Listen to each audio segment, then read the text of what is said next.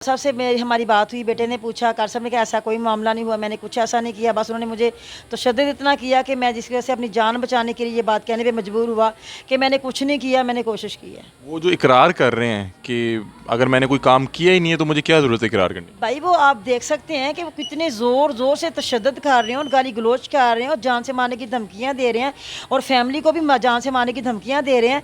तो इस वजह से कारी साहब यानी कि जान बचाने के लिए उनको वहाँ पे ये बात मुँह से कहना पड़ी और वो मार मार के कारी साहब को कहलवा रहे हैं। मेरे में हिम्मत नहीं है वो वीडियो देखने की, मैंने नहीं देखी। मेरे घर तक आई हैं लेकिन मेरी वो ताकत ही नहीं मेरी आंखों में कि मैं उनको देख सकूं। अभी आपने सोशल मीडिया पे एक वीडियो वायरल देखा होगा जिसमें देखा जा सकता है कि एक कारी साहब है, उन्हें कुछ अफराद की तरफ से बैट से मारा जा रहा है, उनके सर को मुंड दिया जाता है, दाढ़ी मुंड दी जाती है, उनकी भवें मुंड दी जाती हैं और तशद्दुद के बाद उन्हें नीम बरहना हालत में जो है मोहल्ले में फिराया जाता है और उन घर में लेके जाया जाता है जहाँ पे कारी साहब कुरान की तालीमात देते हैं और बताया जाता है कि इन्होंने हमारे बच्चे के साथ ज़्यादती की कोशिश की है। मेरे साथ कारी साहब की अहलिया मौजूद है, इनसे जानते हैं कि मामला है क्या था, कारी साहब किस तरह इस मुश्किल में फंस गए और कुछ इनके पास इंकशाफात भी हैं, इनसे बातचीत करते हैं। अस्सलाम वालेकुम।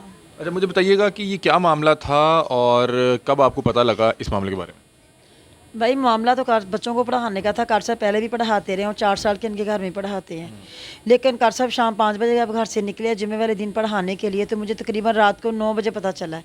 9:30 उनके आने का टाइम होता घर में पढ़ा के वापस 9 बजे मुझे पता चला कि कार साहब के साथ ये मसला पेश हो गया और मैं हैरान भी हुई। और जिसने बताया, और उनके घर में भी बच्चे पढ़ाते हैं कार साहब, वो कह रही है कि 4 साल से नहीं, उनके घर में तो तकरीबन 20 साल से पढ़ा रहे हैं। वो कह रहे हैं कि हमारे जिसने मुझे बताया, जहाँ से मुझे इत्तला मिली कि हमारे सारे बच्चों को कार साहब ने पढ़ाया है और आज तक हमें ऐसी कोई बात नहीं मिली और मुझे तो यकीन नहीं आ रहा। वो बाजी कहती हैं, मैंने कहा बाजी मुझे खुद भी यकीन नहीं आ रहा कि ये कार साहब की बात नहीं किसी और की बात होगी। वो कह रहे लगता है क्यों इल्ज़ाम लगा दिया गया, इतना बड़ा इल्ज़ाम कोई क्यों लगाएगा? भाई वो बच्चे को असल में हिट किया और उन्होंने इसी बात पे उन्होंने इतना गुस्सा निकाला कि हालांकि उसके बाद कार साहब उनको बुरा लगा था, वो जवाब दे देते। कार साहब को यानी कि पीर को उन्होंने हिट किया बच्चे को और मंगल बुध जुमेरात और जुमे को ये वाक़या पेश हुआ और मुसलसल कार साहब पढ़ाने जाते रहे और बच्चा पढ़ता रहे। अच्छा, तशद्दुद के बाद मैंने सुना है कि कारी साहब को मोहल्ले में लेके घूमते रहे और उसके बाद कारी साहब को आप लोगों के घर छोड़ गए थे? जी, पहले कार साहब को जहाँ जहाँ कार साहब पढ़ाते थे वहाँ लेके गए हैं, तो उसके बाद भी कार साहब को घर छोड़ गए हैं खुद ही। और ये पुलिस कहाँ पे इन्वॉल्व हुई? जब पुलिस थी उन्होंने नहीं बताया और हमें अभी संभले भी नहीं थे कार साहब को वसूल करके। तो पुलिस ने यानी कि जो वीडियोस थी उन्होंने बनाई वो खुद ही उन्होंने वायरल की, जो उन्होंने देखी और देख के वो हमारे तक पहुँचे हैं। फिर कार साहब को यहाँ से हमारे घर से लिया, फिर कार साहब को साथ लेके उनके घर गए, उनके आदमी को उठाया, तो उठा के फिर दोबारा उन्होंने तफ्तीश शुरू की। अच्छा, कारी साहब कितने घरों में पढ़ाते हैं? तकरीबन 10-15 घरों में पढ़ाते हैं। कभी पहले इस तरह की कोई शिकायत आई? कभी कोई ऐसी शिकायत नहीं मुझे मिली। तो मतलब कि ये वो बच्चे को मारने का कोई गम और गुस्सा था या कोई दुश्मनी या कोई ज़ाती रंजिश भी थी? क्योंकि मेरा उनके साथ कोई लिंक नहीं था, उन घर वालों के साथ मुझे नहीं पता था कि वो पढ़ा रहे हैं। तो कार साहब ही उनके यानी कि बच्चे को पढ़ाते थे और मुझे नहीं पता था कि उनके कार साहब के साथ इसके अलावा और क्या, क्योंकि काफ़ी घर में पढ़ाते थे।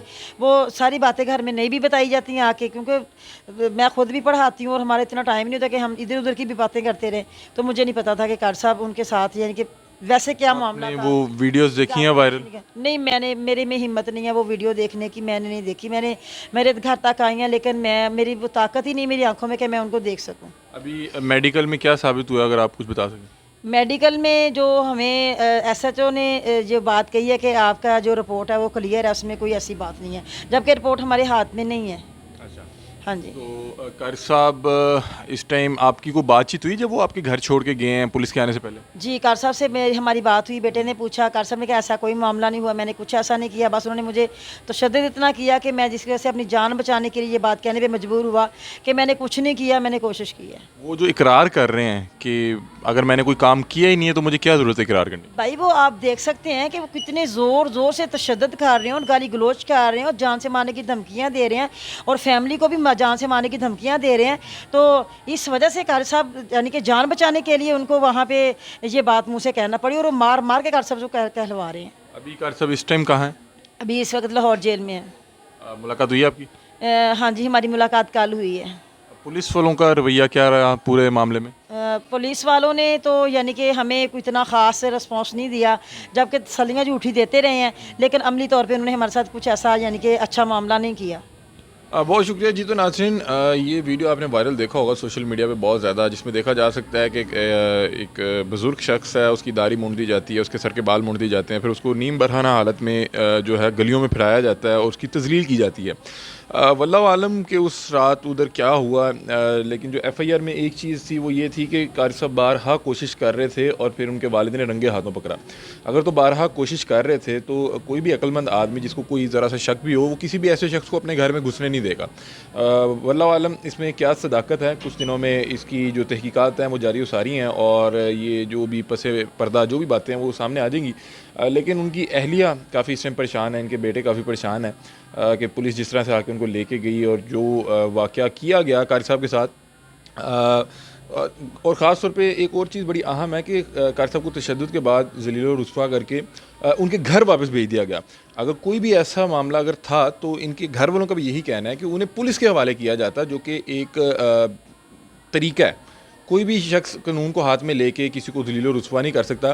اگر کل کو قاری صاحب بے گناہ ثابت ہو بھی جاتے ہیں تو جو یہ ذلیل و رسوا ہوئے ہیں اس کی قیمت کون ادا کرے گا؟ یہ جو جرم ہوا ہے یہ کس کے سر جائے گا؟ بہرحال ہماری دعا ہے کہ جو بھی وکٹمز ہیں انہیں انصاف ضرور ملے. اپنی رائے سے کمنٹ سیکشن میں ضرور آگاہ کیجیے گا. تب تک کے لیے اپنے میزبان کو اجازت دیجیے. اللہ حافظ.